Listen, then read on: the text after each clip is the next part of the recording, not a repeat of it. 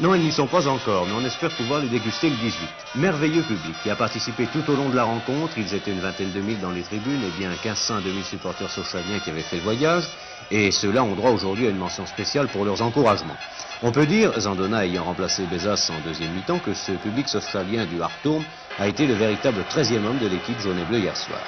Il n'y aura pas de round d'observation et les deux équipes vont rentrer dans le match avec beaucoup de cœur. La première action vraiment dangereuse à l'actif de Sochaux viendra à la 28e minute avec une ouverture de Djadaoui sur Gengini qui va embarquer ici son vis-à-vis, Nalbon, lui tirer entre les jambes, belle feinte, mais Berbic ne se laisse pas prendre. Un petit crochet aurait été préférable. 30e minute, corner pour les Suisses par Pfister détourné par Verdi. Sulcer est à la réception, Meruti sera le plus près.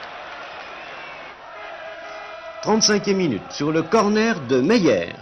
C'est Gengini qui manque la reprise devant les buts. Anziani récupère le contre sur Inalbon. Très bon tir du gauche, bien cadré. Berbic a été obligé de se détendre et c'est la plus belle occasion de la première mi-temps. Coup franc pour les Suisses, très bien placé à environ 25 mètres.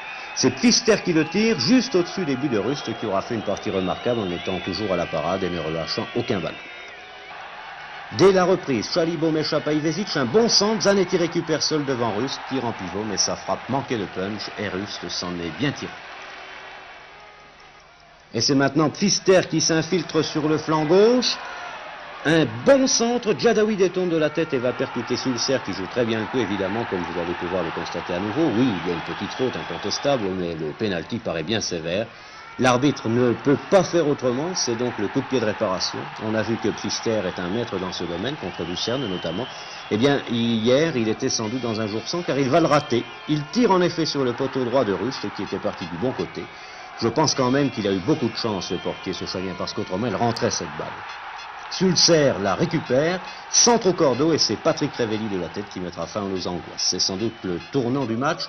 Les Sochaliens ont été servis par la chance, c'est vrai, mais ce coup heureux va leur permettre de se libérer de l'étreinte adverse qui pesait sur eux depuis la reprise. Et regardez, cette échappée solitaire, mais ô combien merveilleuse de Gengini sur contre-attaque. Le Sochalien remonte tout le terrain, s'infiltre entre deux adversaires et trouve encore des ressources pour tirer, hélas sur le gardien Berbic, lui aussi très chanceux en l'occurrence.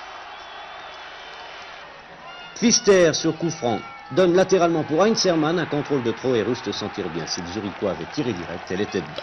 Enfin, ici, dernière occasion pour Sochaux sur le centre d'Ivesic. Reprise de volée de Gengini à côté et encore une occasion remarquable pour Sochaux qui aurait été plus tranquille s'il avait réussi le nul 1-1.